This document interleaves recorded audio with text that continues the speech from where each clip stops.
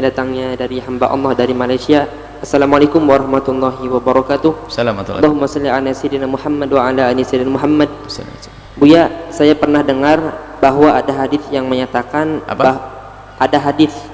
hadis yang menyatakan bahwa Siti Aisyah dicium dulu oleh Rasul ketika keluar rumah dan ada hadis menyatakan bahwa Siti Aisyah dicium dulu oleh Rasul ketika keluar rumah dan Rasul pergi sholat tidak wudhu lagi. Itu hukumnya gimana Buya? Kalau istri selesai sholat cium tangan suami atau suami cium kening istri? Baik, ini adalah perbedaan di antara para ulama tentang menyentuh perempuan. Apakah menyentuh perempuan membatalkan wudhu atau tidak? Di dalam mazhab Imam Syafi'i, menyentuh perempuan yang bukan mahramnya, bukan mahram itu adalah yang boleh dinikahi, biarpun dinikahi, yang boleh dinikahi itu adalah bukan mahram. Jadi kalau bukan mahram batal wudu, tentunya dengan syarat 5 ya, ada pelapisnya di bagian kulit ya, syaratnya 5. Perempuan batal wudu, menyentuh perempuan itu adalah syaratnya 5, laki perempuan, kemudian sudah sama-sama batas dewasa. Yang ketiga, tidak ada pembatasnya biarpun tipis. Kalau ada pembatasnya maka tidak membatalkan lagi. Yang keempat adalah tidak digigi sama rambut sama kuku. Jadi kalau anda nyentuh rambut nggak batal ya. Kemudian di sini adalah lawan jenis, perempuan dan perempuan tidak batal, maka ini membatalkan wudhu. Termasuk orang yang semula adalah orang lain batal wudhu, kalau dinikahi jadi istrinya tetap batal wudhu. Itu di dalam madhab Imam Syafi'i radhiyallahu ta'ala anhu. Kemudian di dalam madhab Imam Malik mengatakan tidak batal kecuali dibaringkan dengan syahwat. Lu madhab Malik ada hujahnya? Ada dong. Madhab Syafi'i juga ada hujahnya. Madhab Malik hujahnya apa? Tentang kisah Rasulullah keluar mencium kening Siti Aisyah. Baik, dan ternyata Imam Syafi'i apa tidak tahu hadis ini? Tahu, tapi Imam Syafi'i menganggap hadis itu tidak sah, hadis tidak benar. Sehingga madhab Malik yang mengatakan hadis itu benar mengambil madhab pendapat ini. Dan ternyata menurut madhab Malik pun juga hadis ini dianggap, sebagian ulama Maliknya mengatakan sama-sama lemah hadis ini, tapi madhab Malik punya hujah yang kuat menurut madhab Malik selain daripada hadis ini. Hadis ini banyak, hadis ini anggap saja hadis yang dipinggirkan, kisah mencium, karena mencium berarti menyentuh Siti Aisyah lalu Nabi tidak wudhu. Ini diambil oleh madhab Malik. Sebagian madhab Malik pun mengatakan hadis ini juga tidak kuat. Baik, ada satu hadis sahih tentang Rasulullah, Bukhari meriwayatkan dan yang lainnya. Rasulullah itu kalau sholat, itu sholat kamar Nabi kan kecil. Siti Aisyah itu mu'taridatun, itu melintang di tempat sujudnya Nabi. Jadi kalau Nabi sujud itu langsung oleh Nabi kakinya dilipat. Kalau Nabi berdiri manjang lagi kakinya Siti Aisyah. Kalau nanti Nabi sujud dilipat. Ini hadis sahih, riwayat di hadis sahih.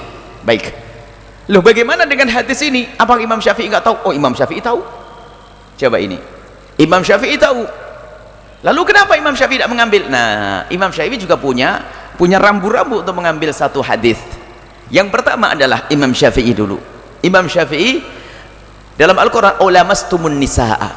Ulamastumun nisa', lamasa ini diartikan oleh Imam Syafi'i bersentuhan, bukan diartikan bersenggama.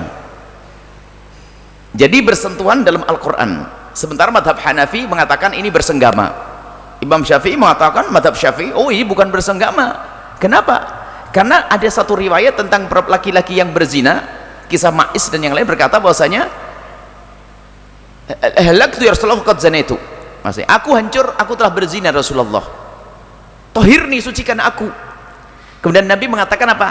La'allaka lamasta, mungkin kamu masih bersentuhan loh. Coba, kalau lamasa artinya bersenggama, Nabi nggak akan bertanya la'allaka lamasta, tapi Nabi bertanyanya mungkin kamu masih bersentuhan saja. Tidak, kami melakukan ya Rasulullah, baru ningkat la'allaka qabbalta, mungkin nyium saja. Tidak ya Rasulullah, aku melakukan la'allaka fakhatta, mungkin tidak sampai masuk. Tidak, saya melakukan. Lalu berarti apa? Ada 4 martabat. Yang pertama lamasa. Dalam hadis lamasa artinya bersentuhan tangan. Baik, madhab Hanafi pakai hujah tadi bahwasanya, atau Maliki, melintangnya Nabi. lamasa artinya bisa saja bersentuhan, mungkin bagi yang mengatakan lamasa artinya bisa bersentuhan dan artinya bisa bersenggama, baik, oke. Kalau madhab Syafi'i artinya bersentuhan, tapi madhab yang lain diartikan senggama. Dan memberi makna senggama tentu ada sebabnya. Kenapa madhab Hanafi mengatakan itu bersenggama? Karena apa? Ada hadis sahih Nabi bersentuhan, menurut dia, menurut madhab Hanafi, menurut madhab Hanafi ini ada Nabi menyentuh tapi ternyata Nabi tetap melakukan sholat, yaitu hadis sahih tadi. Baik, apakah itu benar Nabi menyentuh atau tidak? Yang sahih ini, Nabi sholat, kemudian Siti Aisyah melintang, kemudian kakinya kemudian dilipat waktu sujud, setelah Nabi berdiri kakinya melintang lagi, dan ini terjadi berulang-ulang. Baik, hadis ini sahih menurut madhab Syafi'i dan menurut madhab yang lainnya sahih. Baik, lalu bagaimana madhab Syafi'i? Imam Syafi'i kok menolak hadis ini? Bukan hadis mencium tadi, mencium sudah dipinggirkan, bukan hadis mencium, tapi hadis tentang ini, hadis sahih melintangnya Siti Aisyah waktu Nabi Muhammad sholat. Jawabannya madhab Syafi'i dalam dalil itu, saya punya Quran sudah jelas tadi, biarpun Quran punya makna sini-sini menurut yang lainnya, tapi menurut madhab Syafi'i Quran tadi mengatakan bersentuhan.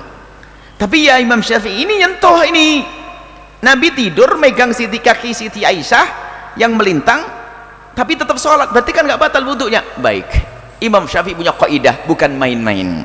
Semua dalil idza tatarraqa alaihi ihtimal saqata anhu istidlal. Kalau dalil itu masih mungkin begini mungkin begitu, nggak dipakai dalil oleh Nabi Muhammad. Baik, sekarang pertanyaannya, waktu Nabi Muhammad melintang, Siti Aisyah melintang, pertanyaannya adalah satu, itu di musim panas atau musim dingin? Belum jelas, karena Nabi hanya menyingkirkan kaki Siti Aisyah. Kemudian yang kedua, Siti Aisyah pakai selimut atau tidak? Pakai selimut atau tidak? Jawabannya mungkin pakai selimut, mungkin tidak pakai selimut. Umumnya kalau Anda tidur pakai selimut tidak? Umumnya pakai selimut, ya enggak? Apalagi musim dingin, berarti ini mungkin musim, kalau musim dingin nggak pakai selimut mati. Kalau musim dingin nggak pakai selimut mah, sekarang tidak ada yang bisa menentukan musim dingin atau musim panas, nggak tentu, berarti mungkin musim dingin, mungkin musim baik. Kalau musim dingin menjadi pasti kalau pakai selimut. Kalau musim panas saja Anda mungkin, karena ada orang nggak nyaman takut tersingkap auratnya, kan begitu, sehingga kakinya ditutup. Ada atau tidak? Berarti ini mungkin sekali pakai selimut.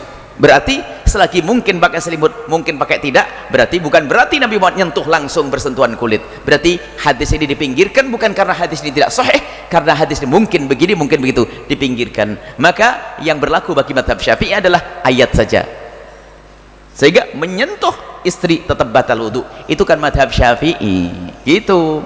Kemudian madhab yang lainnya, imam besar madhab Malik mengatakan tidak batal, ini adalah madhab besar. Madhab Hanafi mengatakan tidak batal, ini urusan madhab Hanafi, ulama besar. Tapi kita hanya menjelaskan madhab Syafi'i. Jadi istri Anda tetap batal wudhu, istri Anda batal wudhu. Kemudian nanti di saat-saat tertentu, tapi batal itu adalah itu saja. Kalau lagi pengen nyentuh istrinya nggak betah, ya pegang kepalanya saja, asalkan kepalanya tidak botak.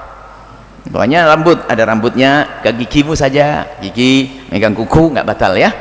Ini pembahasan para ulama. Maksud kami ingin jelaskan perbedaan ulama itu. Jangan Anda mencaci deh madhab Syafi'i, Syafi'i jelas, tidak usah mengatakan madhab Syafi'i salah atau menyentuh perempuan batal, goblok, nggak boleh begitu. Lihat hujahnya Imam Syafi'i hebat, hujah Imam Malik juga hebat, Hanafi juga hebat. Mereka ulama-ulama besar. Ini perbedaan di antara para ulama. Wallahu a'lam bishawab.